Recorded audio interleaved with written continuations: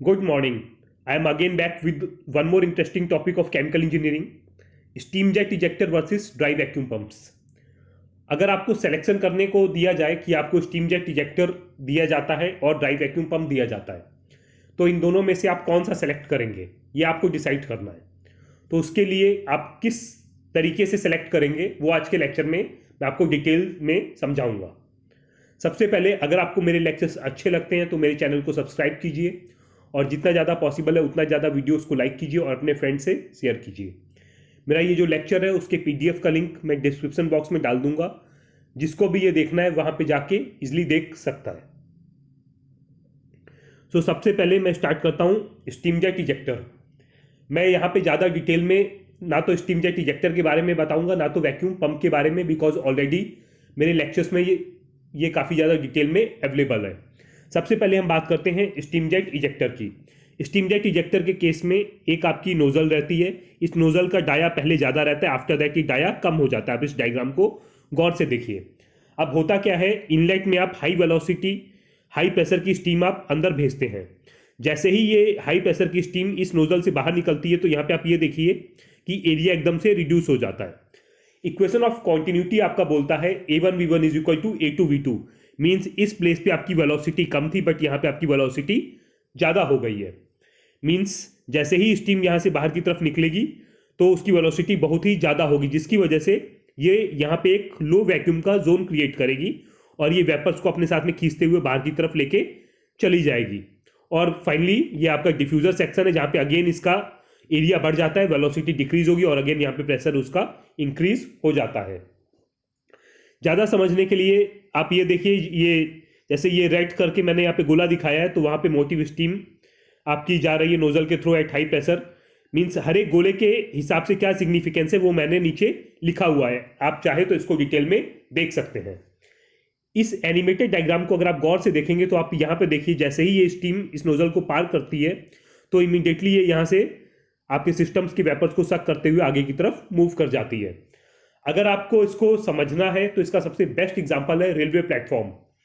जब आप railway platform पे खड़े रहते हैं और सामने से कोई सुपरफास्ट ट्रेन जाती है तो हमेशा आपको ऐसा फील होता है कि आप ट्रेन की तरफ खींचे जा रहे हैं, बिकॉज वो ट्रेन आपकी हाई वेलोसिटी से जा रही है, जिसकी वजह से एक लो वैक्यूम का वो जोन क्रिएट कर देती है और आपको ऐसा लगता है कि आप उसकी तरफ खींच रहे हैं। सेम प्रिंसिपल होता है स्टीम जेट इजेक्टर का। अब हम बात करते हैं वैक्यूम पंप्स की। वैक्यूम पंप का वर्किंग प्रिंसिपल बहुत ही ज़्यादा आसान होता है। वैक्यूम पंप आपके कई तरीके के होते हैं, either it may be oil ring vacuum pump, liquid ring vacuum pump या फिर ड्राई वैक्यूम पंप। आज के इस लेक्चर में हम बात करेंगे ओनली ड्राई वैक्यूम पंप्स के बारे में। जैसा कि नाम सजेस्ट कर रहा है, यहाँ पे हम कोई भी मीडिया वैक्यूम क्रिएट करने के लिए यूज नहीं करेंगे, either it may be oil और इट में बी वाटर। अगर आप इस डायग्राम को गौर से देखें तो इसमें देखिए ये आपका वेन टाइप वैक्यूम पंप दिखाया गया है।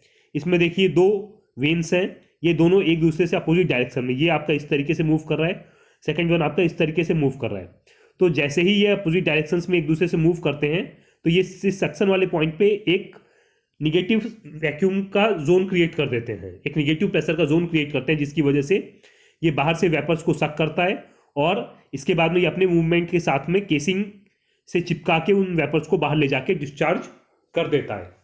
ये इसका नॉर्मल वर्किंग प्रिंसिपल होता है। अब वन बाय वन करके हम ये समझते हैं कि स्टीम जेट इजेक्टर और वैक्यूम पंप के एडवांटेजेस और डिसएडवांटेजेस क्या होते हैं। अगर हम बात करते हैं स्टीम जेट इजेक्टर की तो इसके कुछ एडवांटेजेस होते हैं, लाइक इसका जो डिज़ाइन होता है वो काफ़ी ज़्यादा सिंपल होता है और इसमें कोई भी मूविंग पार्ट्स नहीं होते हैं। इसका इंस्टॉलेशन काफ़ी ज़्यादा इजी होता है और ये वेरियस तरीके के मटेरियल से फैब्रिकेट किया जा सकता है। मार्केट में ज़्यादातर आपने देखा होगा तो ग्रेफाइट इजेक्टर्स यूज़ किए जाते हैं। उसका रीज़न ये रहता है कि ग्रेफाइट आपका किसी भी तरीके के आपके जो वेपर्स हो रहे हैं वो किसी भी नेचर के वेपर्स हैं, वहाँ पे ग्रेफाइट इज इजिली कंपेटिबल। आज की डेट में वेरियस अदर एमओसीज, पीटीएफई और पीपीस के भी इजेक्टर्स मार्केट में अवेलेबल है। इसमें जो इन्वेस्टमेंट कॉस्ट होता है वो काफ़ी कम होता है और इसमें नंबर ऑफ स्टेजेस बढ़ा के आप हाई वैक्यूम कैपेसिटीज आप इजिली अचीव कर सकते हैं। इसका इंस्टॉलेशन काफ़ी ज़्यादा इजी रहता है। इसका स्टार्टअप और शटडाउन वो भी काफ़ी इजी है। इसका रिपेयर और मेंटेनेंस कॉस्ट काफ़ी कम होता है। अगर हम डिसएडवांटेजेस की बात करते हैं तो इसका डिसएडवांटेज ये रहता है कि इसमें आपको एक प्रेशराइज्ड मोटिव फ्लूइड की ज़रूरत होती है, जैसे हम स्टीम का यूज़ करते हैं स्टीम जेट इजेक्टर्स में। सेकेंड, कि जो भी मेरा मोटिव फ्लूइड है लाइक स्टीम, वो मेरा हमेशा अगर मेरे वेपर्स में एसिडिटी है तो वो मेरा जो कंडेंसेट आ रहा है वो उसको भी कंटेमिनेट कर देता है। ये इसका सबसे बड़ा डिसएडवांटेज होता है। It can B noisy also, और इसमें आपको कूलिंग की जरूर पड़ती है, बिकॉज जो वेपर्स आप कंडेंस करके ला रहे हैं स्टीम के साथ में, जो वेपर्स आप खींच के ला रहे हैं, आपको उनको कंडेंस भी करना है, तो आपको एज अ यूटिलिटी इसमें कूलिंग वाटर आपको प्रोवाइड करना पड़ता है, ताकि जो आपका वेपर लोड आ रहा है वो कंडेंस होके आपके बैरोमेट्रिक पॉट तक चला जाए। अब हम बात करते हैं ड्राई वैक्यूम पंप्स की। तो याद रखिएगा, ड्राई वैक्यूम पंप के कुछ एडवांटेजेस होते हैं, लाइक इसमें no contamination of evacuated gas. जो भी हम इवैक्यूएटेड गैस लेके आ रहे हैं उसका और किसी मटेरियल के साथ में किसी भी तरीके का कंटेमिनेशन नहीं होता है। It can be fabricated of standard inexpensive cast iron से इसको इजिली फैब्रिकेट किया जा सकता है। Vent can be easily discharge into the atmosphere. ये इसके एडवांटेजेस होते हैं। अगर हम इसके डिसएडवांटेजेस की बात करते हैं तो ये हाई पार्टिकुलेट लोड्स में आपका सक्सेसफुल नहीं है। इसमें कई बार आपको साइलेंसर की जरूरत पड़ती है, बिकॉज ये काफ़ी ज़्यादा साउंड क्रिएट करता है। इसमें जैसा कि आपको पता है कि जो गैस है वो आपकी थोड़ा कंप्रेस होती है, तो ये हाई टेम्परेचर्स पे डिस्चार्ज होता है। इसका अगर एक बार ब्रेकडाउन हो जाए तो इसका जो मेंटेनेंस होता है वो काफ़ी कॉस्टली होता है, एंड डिपेंडिंग अपॉन किस तरीके का वेपर लोड आ रहा है आपको इसका एमओसी उस हिसाब से सेलेक्ट करना पड़ता है।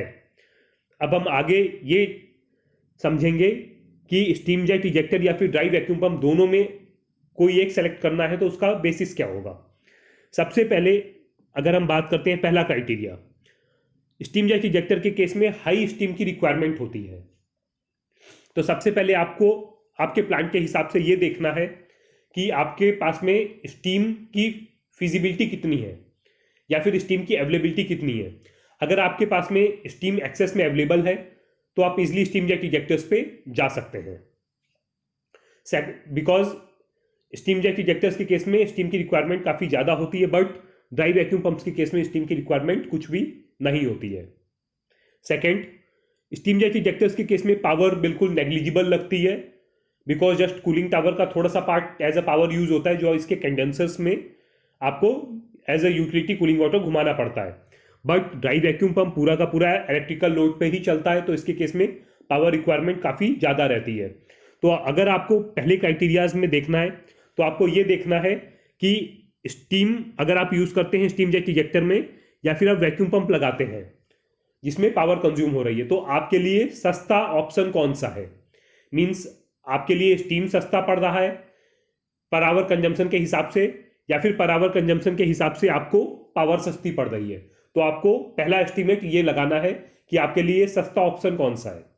Second one, steam jet ejector के केस में जैसा कि आपको पता है आप स्टीम यूज कर रहे हैं तो हाई कंडेंसेबल लोड्स रहते हैं, बट ड्राई वैक्यूम पंप्स के केस में ये कंडेंसेबल लोड्स नहीं रहते हैं। तो आपको स्टीम जेट इजेक्टर के केस में ये भी देखना है कि उस जो कंडेंसेबल लोड आ रहा है उसको डिस्पोज करने में आपका कितना खर्चा बैठ रहा है, आपको वो भी चेक करना है, बिकॉज आपका कॉस्टिंग में वो भी पार्ट इंक्लूड होता है। थर्ड वन इज कॉस्टिंग के पॉइंट ऑफ व्यू से अगर देखा जाए तो स्टीम जेट इजेक्टर का cost vacuum dry vacuum pump के कंपैरिजन में काफ़ी कम पड़ता है। अगर ये आपका 1.5-2 लाख के आसपास में स्टीम जेट इजेक्टर अवेलेबल है तो अच्छी कंपनी के ड्राई वैक्यूम पंप्स आपके 13 to 14 लाख की रेंज में आते हैं।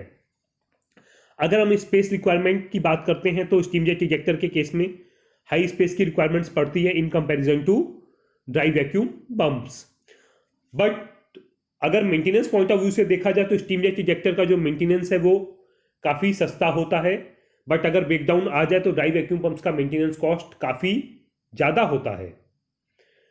स्टीम जेट इजेक्टर अगर आपका ग्रेफाइट का है या फिर आपका पीपी या फिर पीटीएफई का है तो आपको चाहे जिस तरीके का वेपर लोड आ जाए आपको कोई टेंशन लेने की ज़रूरत नहीं है। आपका जो इजेक्टर है सबसे ज़्यादा प्रेफर किया जाता है ग्रेफाइट का, वो आपका बेस्ट परफॉर्म करता रहेगा, आपको कुछ भी नहीं सोचना है। बट ड्राई वैक्यूम पंप्स के केस में आपका अगर एसिडिक वेपर्स आते हैं तो आपको लॉन्ग लाइफ नहीं मिलता है। आप इंस्टॉल करेंगे बट इट्स गारंटी कि आप कुछ टाइम के बाद में उसमें कोई ना कोई प्रॉब्लम सा फेस करने लग जाएंगे। तो याद रखिएगा कि अगर आपके सिस्टम से किसी भी तरीके के एसिडिक वेपर्स आने के चांसेस हैं तो आप कभी भी ड्राई वैक्यूम पंप मत इंस्टॉल कीजिएगा, वो आपका सक्सेसफुल नहीं होता है। आइदर मार्केट में लाइन ड्राई वैक्यूम पंप्स भी अवेलेबल हैं, बट उसके भी केस में अगर आपका वेपर लोड थोड़ा भी ज़्यादा आता है तो अंदर सॉल्टिंग वो सब डिपॉजिट हो जाता है और आपको उसका परफॉर्मेंस नहीं मिलेगा। तो इसीलिए अगर आपको एसिडिक वेपर्स हैं तो always go for steam jet ejectors, dry vacuum pumps पे मत जाइएगा। होप आपको आज का मेरा लेक्चर अच्छा लगा होगा। आज के लेक्चर में बस इतना ही। नेक्स्ट लेक्चर में हम दोबारा मिलेंगे एक नए टॉपिक के साथ में।